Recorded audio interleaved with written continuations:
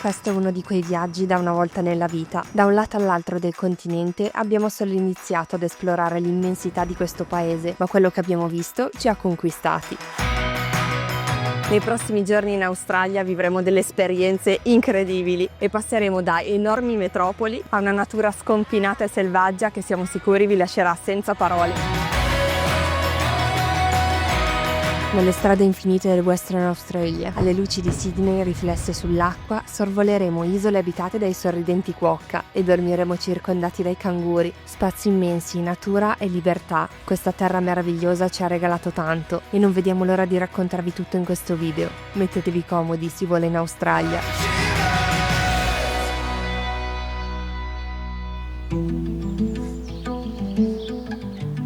Eccoci qui, siamo arrivati all'ultima parte del nostro viaggio in Oceania, reso possibile grazie a persone davvero speciali che il destino ha messo sul nostro cammino.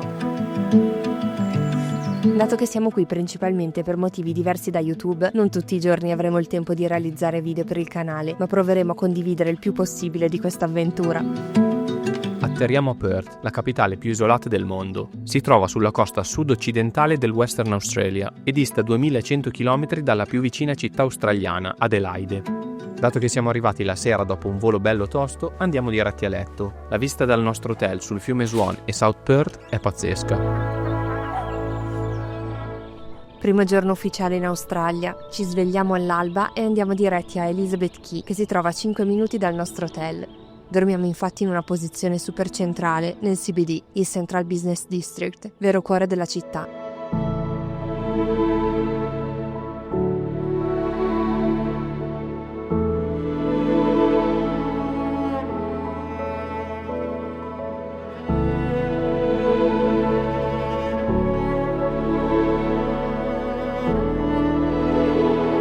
Il sole sorge veramente presto e alle 7 del mattino c'è già un sacco di luce. Prima impressione, Perth è bellissima, verde, molto vivace la mattina, con tanti grattacieli ma anche spazi ampi e camminate rilassanti da poter fare lungo il fiume.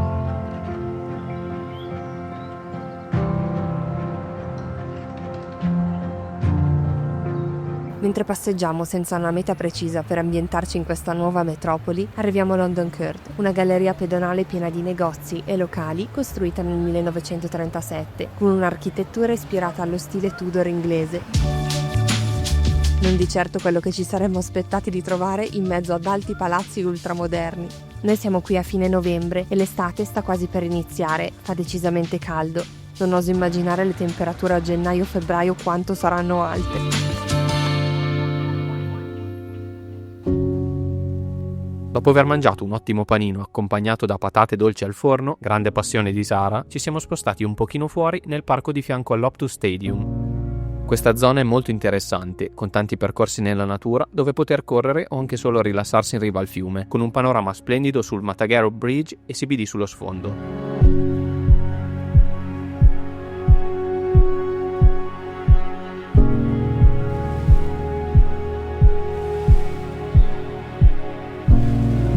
Se volete un nostro consiglio, il punto migliore per ammirare lo skyline della città è Sir James Mitchell Park, a South Perth.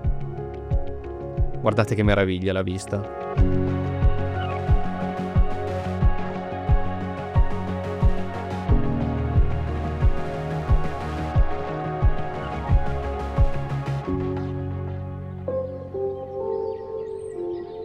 Un'altra alba australiana. Da quando siamo arrivati abbiamo come l'impressione che il cielo sia più grande qui.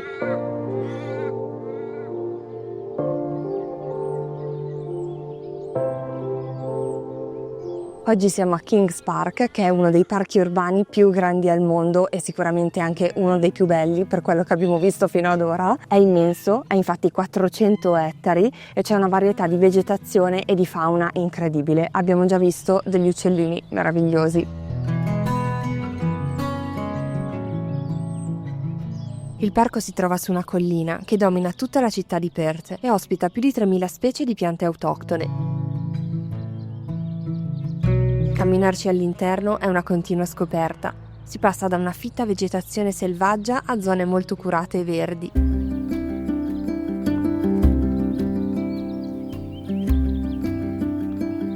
Incontriamo installazioni come la DNA Tower. Arrivando in cima si ha una visuale a 360 gradi sulla grandezza di Kings Park.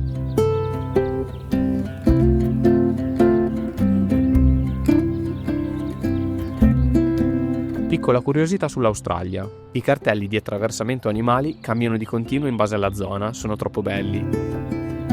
Durante la nostra passeggiata incontriamo il nostro primo cocaburra e anche un cacatua nero, sono meravigliosi.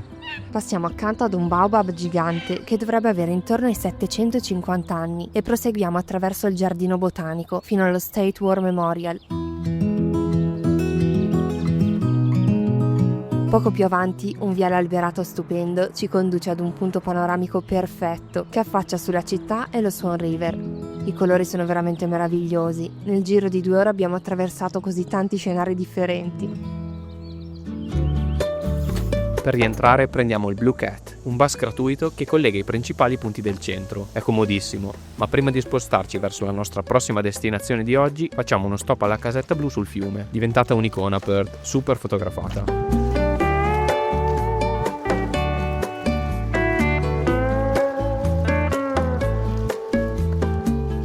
Raggiungiamo la stazione per prendere il treno per Fremantle, Frio per gli amici. Si raggiunge in solo 45 minuti di viaggio. È una cittadina completamente diversa e con un'atmosfera molto rilassata e alternativa. L'architettura vittoriana è molto particolare e crea un contrasto netto con quello che abbiamo visto fino ad ora a Perth. Ci piace da subito. Siamo andati a pranzo in un ristorante giapponese all'interno del vecchio mercato coperto. Gli okonomiyaki e i gyoza erano fantastici. Il mercato è proprio nel cuore di Frio ed è stato aperto nel 1897. Ci sono street food da tutto il mondo e tanto artigianato. Tenete presente che è aperto solo dal venerdì alla domenica. Facciamo un passaggio veloce in libreria perché quello è d'obbligo ogni volta che ci troviamo in una nuova città. E poco dopo una pausa gelato prima di tornare verso la stazione.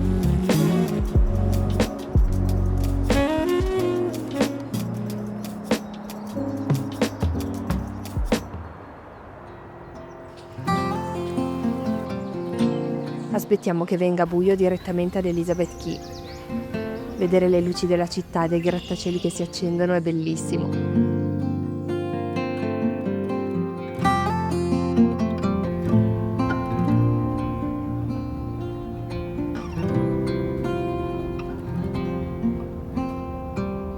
Come potrete immaginare, stando tutto il giorno in giro abbiamo davvero bisogno di una connessione internet stabile, anche solo banalmente per utilizzare le mappe. E per questo abbiamo scelto Saily.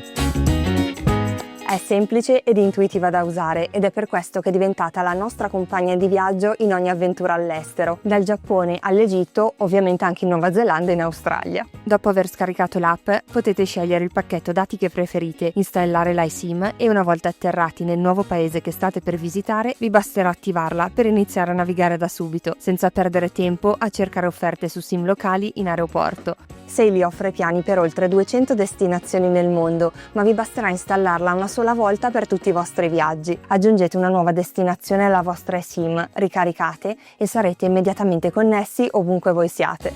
In descrizione e nel primo commento in evidenza trovate il link per scaricare l'app ed inserendo il codice SaraPaolo al checkout avrete un 15% di sconto sul vostro primo acquisto. Grazie fin da ora per il vostro supporto al canale. La giornata parte con qualcosa di inaspettato. Un'esperienza che non ci saremmo mai sognati di poter fare. Questa mattina stiamo per raggiungere Rottnest Island, o meglio l'isola dei Quokka. Io non vedo l'ora e non ci andremo in traghetto ma con un mezzo molto molto speciale. YouTube ci ha regalato tanto in questi anni e tra le cose per cui siamo più grati è aver avuto la possibilità di conoscere persone fantastiche durante il nostro percorso. Tra queste c'è Marco, che vive qui a Perth e tra le altre cose anche un fantastico pilota. Questo aereo 4 posti su cui stiamo per volare è il suo. Insieme a noi oggi c'è anche Ivan. Siamo molto emozionati, non abbiamo mai fatto niente di simile.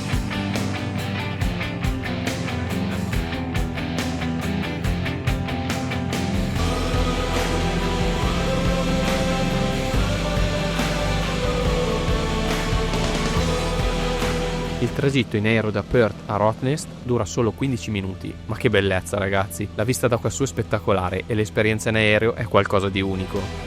L'atterraggio, dobbiamo dirlo, è stato perfetto, meglio di un volo di linea.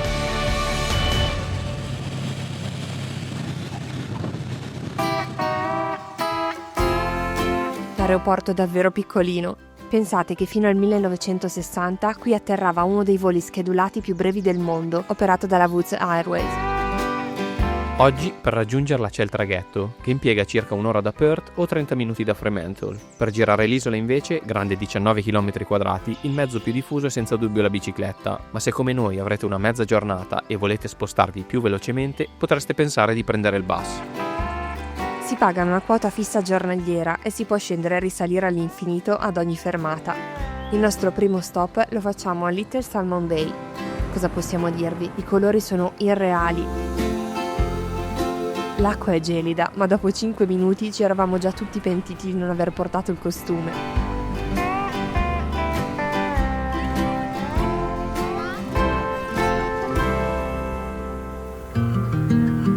Camminiamo fino alla più grande Salmon Bay, una lunga spiaggia bianca accecante, circondata da alte scogliere a picco sull'oceano.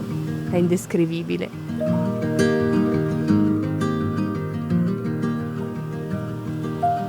Siamo arrivati in questo momento a West End, la punta finale dell'isola di Rottnest.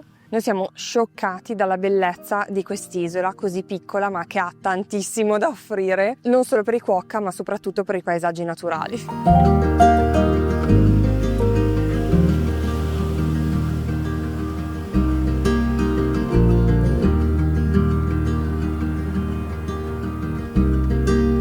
L'ultima fermata la facciamo al faro di Pinky Beach. Da qui si vedono chiaramente i palazzi di Perth. Che giornata abbiamo trovato! Immagino che a questo punto vi starete chiedendo dove sono i quokka. Rotto è l'unico luogo al mondo in cui si trovano questi sorridenti e amichevoli marsupiali. La maggior parte si concentra nei dintorni del Visitor Center, perché anche se è assolutamente vietato dargli da mangiare, loro purtroppo si sono abituati all'uomo e tentano sempre di rubare qualcosa dai tavoli. Mi raccomando, non toccateli e non dategli mai cibo. Possiamo però apprezzare per un attimo quanto sono belli, impossibile non innamorarsene.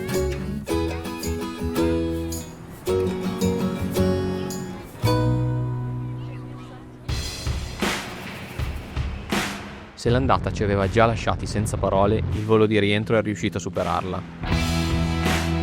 Marco ha avuto l'autorizzazione per volare sopra la città e il centro. È stato assolutamente magico, qualcosa che di sicuro non dimenticheremo mai.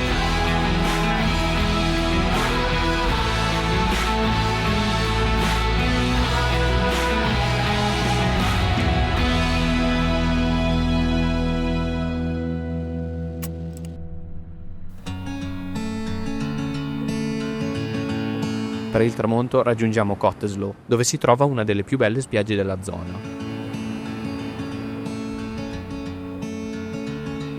Iniziamo seriamente a pensare che in Australia non esistano i brutti tramonti.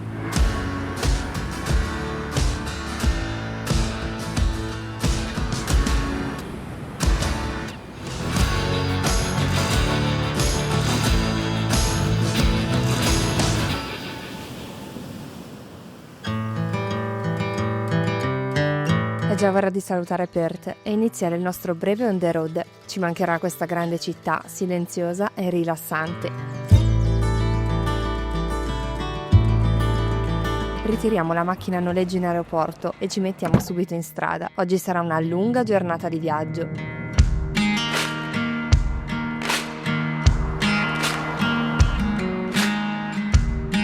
Ci lasciamo i grattacieli alle spalle e dopo poco la vegetazione inizia a farsi sempre più fitta. Incontriamo sempre meno macchine e le strade secondarie ed asfaltate diventano di terra rossa. Quanto abbiamo sognato di vedere questi paesaggi! Dopo un paio di tratti su sterrato che non ci aspettavamo, arriviamo a Narrogin e ci fermiamo in un piccolo alimentari per un panino.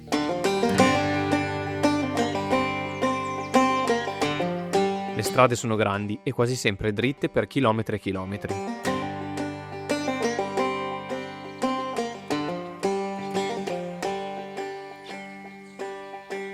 Arriviamo al nostro alloggio per stanotte che è quasi il tramonto, lasciamo gli zaini e usciamo prima che faccia buio.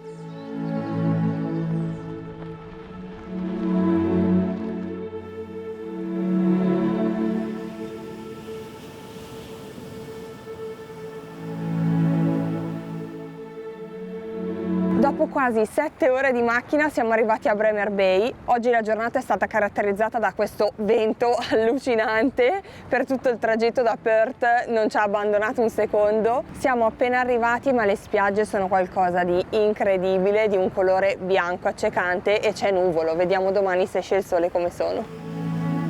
La spiaggia dove siamo ora è incontaminata, con alberi che affondano le loro radici nella sabbia. È uno scenario a cui non siamo proprio abituati e ci piace tanto.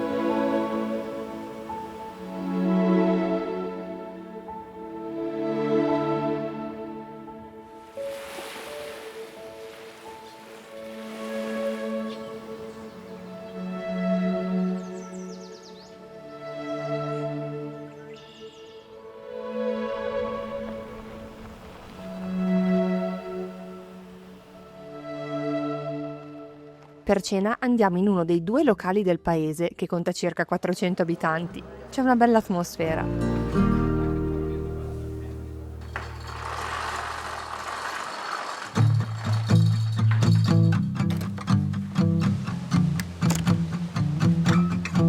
Oggi avremmo voluto visitare il Fitzgerald River National Park, ma visto il maltempo quasi tutte le strade sono inagibili, dato che sono tutte sterrate, quindi cambio di programma.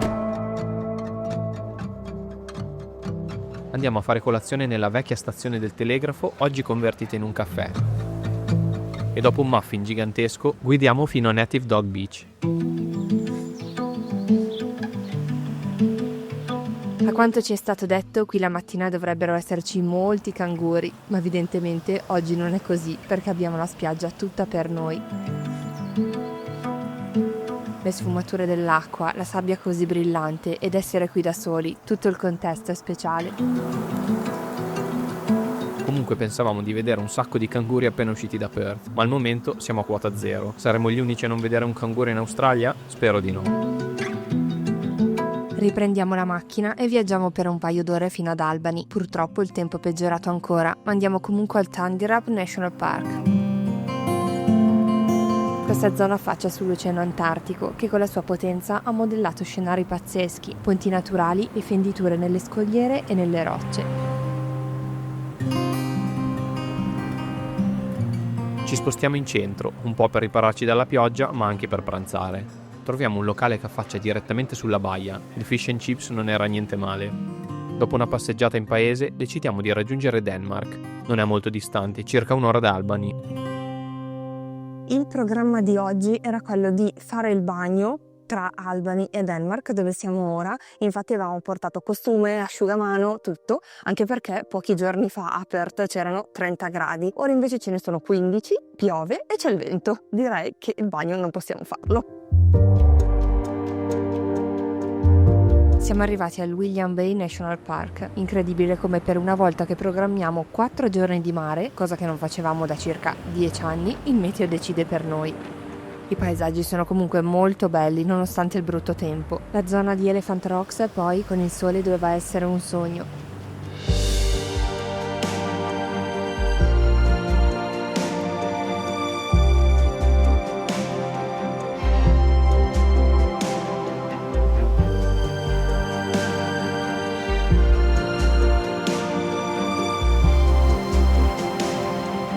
La spiaggia dove volevo fare il bagno è quella alle mie spalle, quella con la sabbia bianca e tutti gli scogli tanto carini davanti, ma rimarrà un sogno in me. Salutiamo l'oceano e in pochi minuti siamo al bungalow dove dormiremo stanotte, in centro a Denmark. Siamo circondati dal verde ed è davvero bello. Quando usciamo sul balcone scorgiamo di fronte a noi qualcosa. Finalmente vediamo i canguri per la prima volta. Sono grandissimi, molto più alti di quello che ci aspettavamo.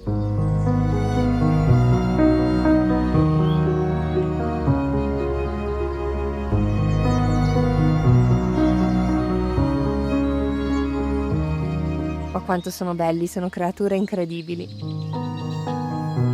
Siamo rimasti credo per un'ora ad osservarli e di sicuro non ci siamo ancora stufati, ma decidiamo di fare una camminata fino al supermercato, altrimenti questa sera ci tocca il digiuno.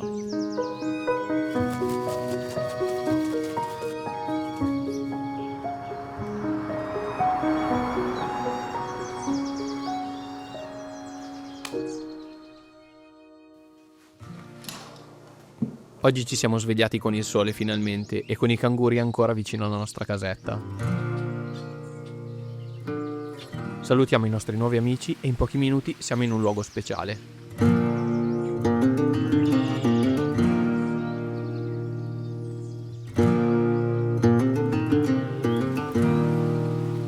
Siamo appena arrivati alla Valley of the Giants, che è una foresta di alberi secolari e principalmente di tingle trees, e stiamo per iniziare il Treetop Walk, un sentiero di passerelle sospese proprio in mezzo agli alberi.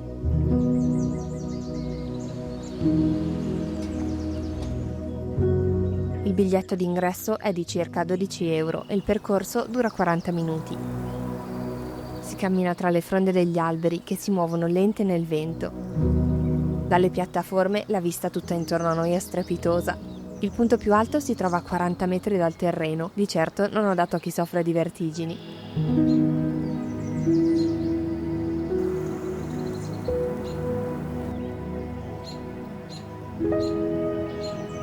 Una volta tornati a terra, camminiamo tra i tronchi di questi giganti che hanno quasi tutti un'età compresa tra i 300 e i 500 anni.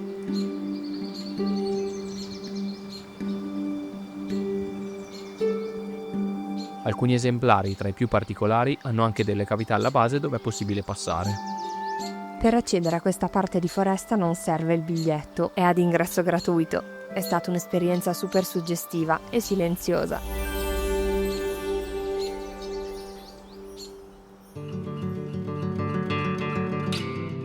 Facciamo uno stop rifornimento prima di riprendere con il nostro itinerario. Solo per curiosità, la benzina costa circa 1 euro al litro, molto meno che da noi. Ogni chilometro attraversiamo scenari completamente diversi da qualsiasi cosa abbiamo mai visto. Guidare su queste strade ci sta piacendo tantissimo. Siamo arrivati nella punta sud-occidentale dell'Australia, siamo a Cape Leeuwin e questo è il punto esatto in cui si incontrano due oceani, l'Oceano Indiano e quello Antartico. La strada che porta al faro è fiancheggiata da piccole abitazioni, dove in passato vivevano gli addetti ai lavori e il guardiano.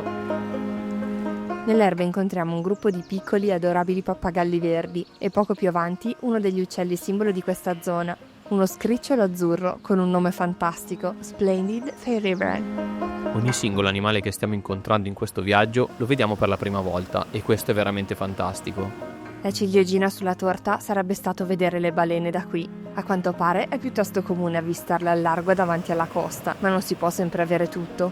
Pensate che davanti a Cape Leeuwin non ci sono terre emerse fino all'Antartide, solo oceano per oltre 3.000 chilometri. Stanotte dormiremo in un piccolo cottage all'interno di una farm vicino a Nanap. Avevamo visto le foto online, ma non eravamo pronti a quello che abbiamo trovato. Siamo circondati da emu e canguri. Ci sono tanti cuccioli, alcuni sono ancora all'interno dei marsupi.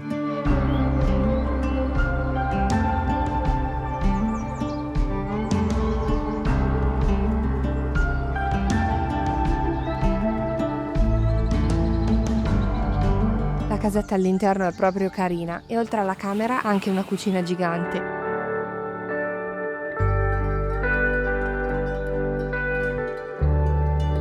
Ceniamo osservando i piccoli canguri saltellare all'esterno prima di andare a letto.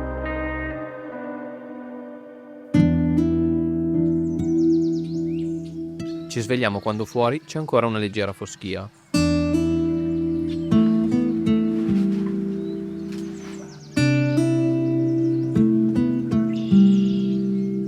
Dopo aver fatto colazione in veranda, è purtroppo già l'ora di lasciare questo angolo così pacifico.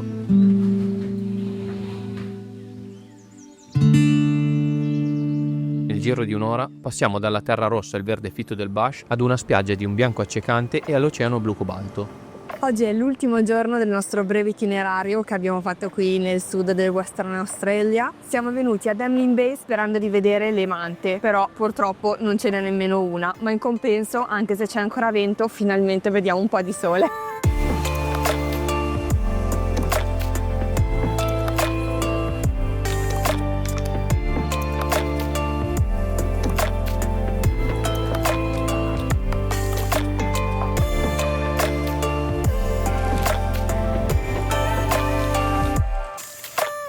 Ci godiamo per un po' questo paradiso quasi deserto, prima di raggiungere Margaret River, zona molto famosa per il surf, forse uno dei posti più popolari al mondo. Troviamo un locale che affaccia direttamente sull'oceano, dove pranzare con un bagel. Mangiare con questo panorama davanti agli occhi fa veramente bene allo spirito.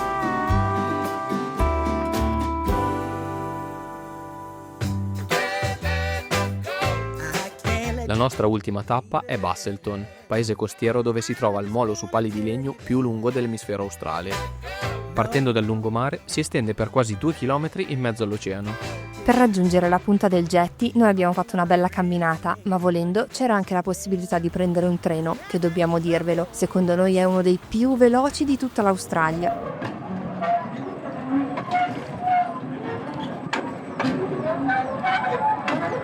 In fondo al molo è stato costruito un osservatorio sottomarino, uno dei 6 acquari naturali al mondo.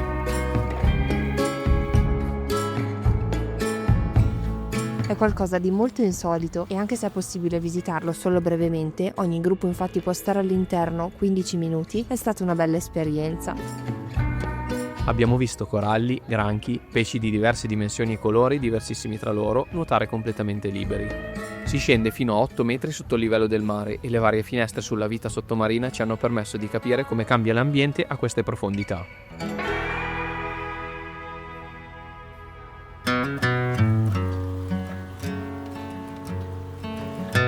Rientrati in paese ci fermiamo a bere uno smoothie vista oceano. Da quando siamo in Australia ne sono diventata completamente dipendente.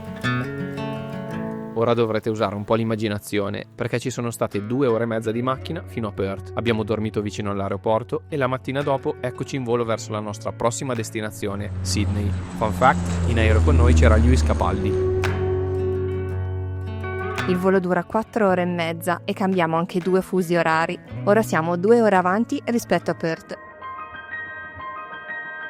Arriviamo in hotel che è quasi sera. Dormiamo nel CBD, a pochi passi da Darling Harbour e Barangaroo, ex area portuale ora diventata uno dei quartieri più moderni e vivaci della città.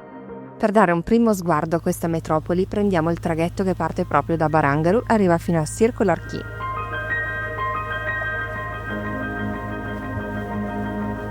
Nonostante sia uno dei mezzi pubblici più usati in città, a quest'ora siamo praticamente da soli. Quello che abbiamo davanti agli occhi è davvero uno spettacolo. Giriamo l'angolo e ci troviamo davanti Harbour Bridge e la Sydney Opera House in tutta la loro imponenza. Non male come prima sera.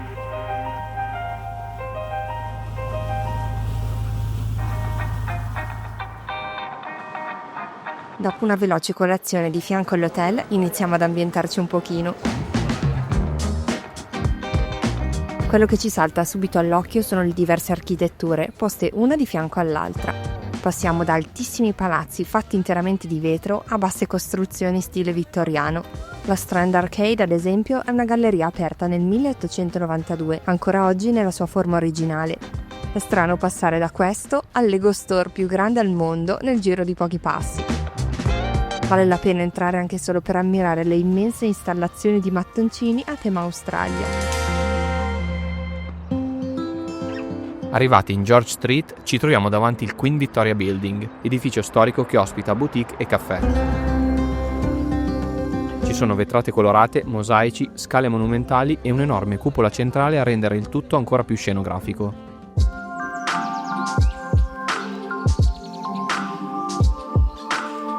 Camminiamo fino a Chinatown, c'è qualche lavoro sulla via principale, ma è comunque molto carina. Abbiamo trovato una piccola zona coperta con alcuni locali dove poter mangiare. I dettagli qui sono pazzeschi, come ad esempio il muro fatto interamente di tessere da mahjong, il celebre gioco tradizionale cinese.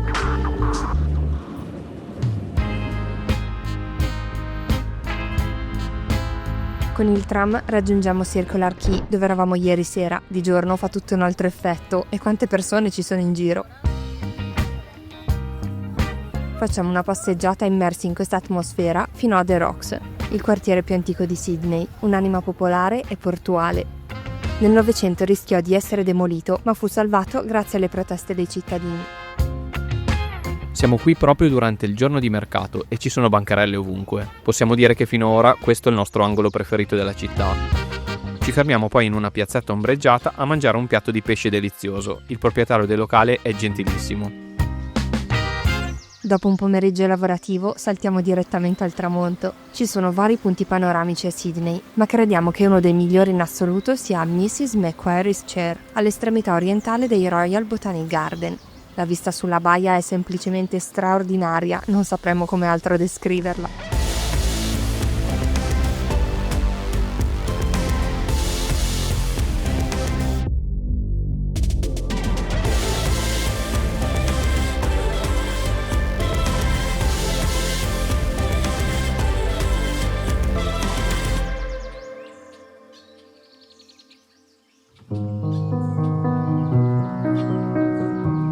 Non abbiamo mai visto così tanto spesso l'alba come in questi giorni in Australia. Sarebbe davvero un peccato perdersi una luce simile e la pace della città che si deve ancora svegliare del tutto. Sicuramente l'orario migliore per godersi una metropoli. I raggi del sole che illuminano l'Opera House la fanno sembrare magica.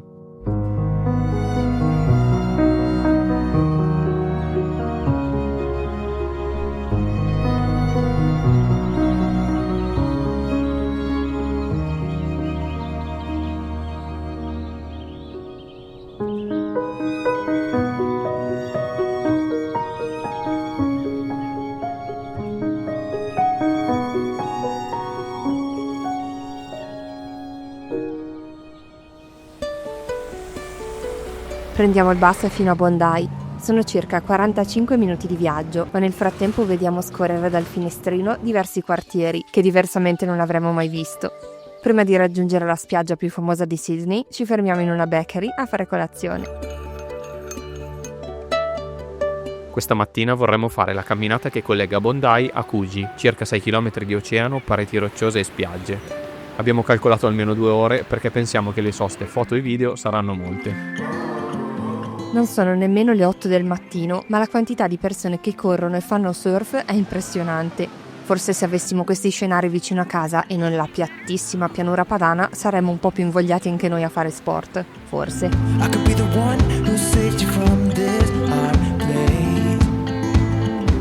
Oltrepassiamo una delle iconiche piscine oceaniche e incontriamo dei coloratissimi pappagalli. We could have the world to ourselves.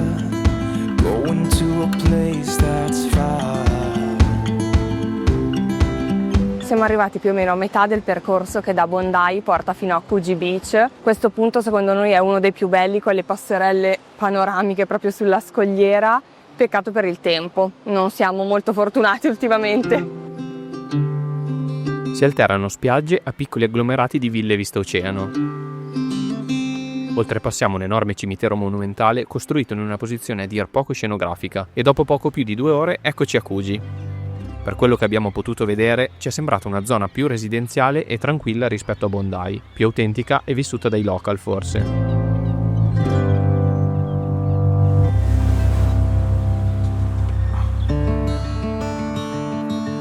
Torniamo verso CBD per poi prendere un nuovo traghetto. A Sydney ci ha raggiunto anche Jen, la moglie di Marco, insieme a Ludo. Siamo felici di poter stare anche un po' con loro.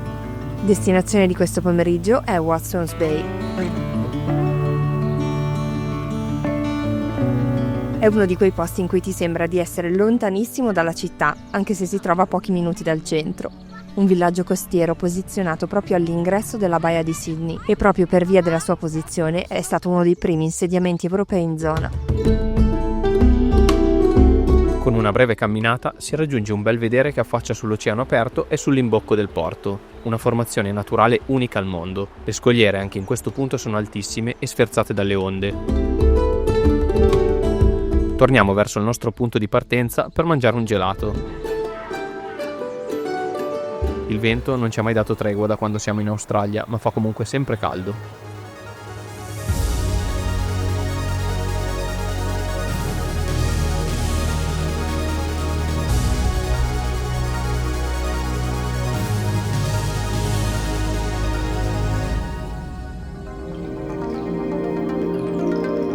Siamo in Darlen Harbour per cena, quando i fuochi d'artificio illuminano il cielo scuro. Abbiamo scoperto solo dopo che sono in programma ogni sabato, senza che ci sia nessun evento in particolare.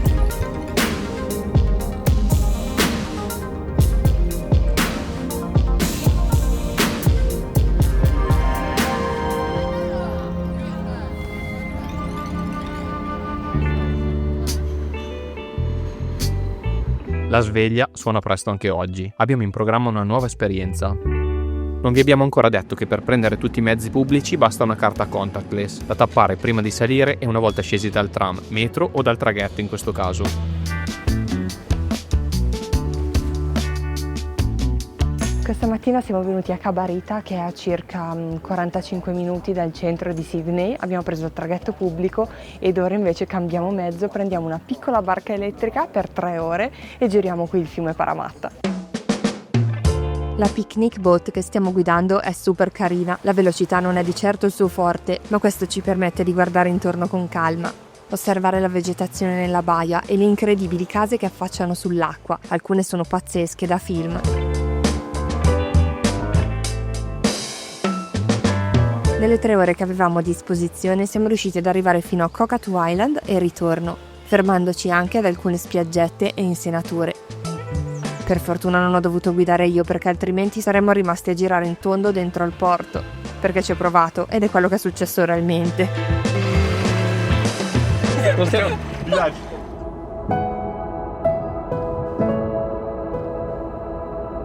Dopo un ottimo pranzo in un locale vicino al nostro hotel, piccolo salto temporale e siamo all'ultimo nostro tramonto in terra australiana. Questo è un altro punto splendido per avere una prospettiva privilegiata sulla città. Si chiama Bradley's Head, segnatevelo per quando sarete qui.